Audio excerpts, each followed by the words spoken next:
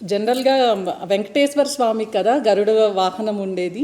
అలాంటిది ఈ నవరాత్రుల్లో ఈ దసరా రోజు అమ్మవారికి గరుడ సేవ చేయడంలో అర్థం ఏంటి?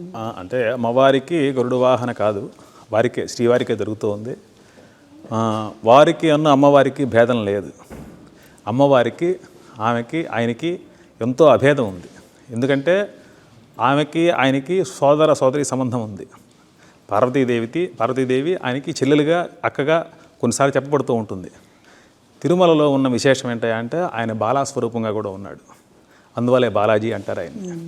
అందువల్ల ఆయనకి ఈ శరత్కాలంలో ఈ శరన్నవరాత్రి మహోత్సవాలు అమ్మవారితో పక్కనే అమ్మవారు జరుగుతూ ఉంటుంది. కింద పద్మావతి అమ్మవారికి ఆయనకి ఏం లోటు తరగదు. మనకి వాగర్ధావివ సంపృక్తు వాగర్ధ ప్రతిపత్తయే జగత పితరు వందే పార్వతీ పరమేశ్వరు అని ఆ స్త్రీ పురుష వివక్షత లేదు. పరమేశ్వరుడు అమ్మవారితో కలిసే ఉంటాడు. పానిమట్టం అమ్మవారు ఈశ్వరుడు పైన ఉంటాడు. అట్లానే ఆయన కూడా మహావిష్ణువు కూడా హృదయంలో లక్ష్మిని పెట్టుకున్నాడు. లక్ష్మికి నవరాత్రాలు ఉంటాయి, ఆటోమేటిక్గా ఆయనకి ఉంటాయి. ఆ వెంకటేశ్వర స్వామికి హృదయంలో లక్ష్మి ఉంటుంది. ఆమెకు నవరాత్రాలు చేయాలి కదా, విడిగా చేయడానికి అవ్వదు. ఆయనకి చేస్తేనే ఆమెకు అందుతుంది.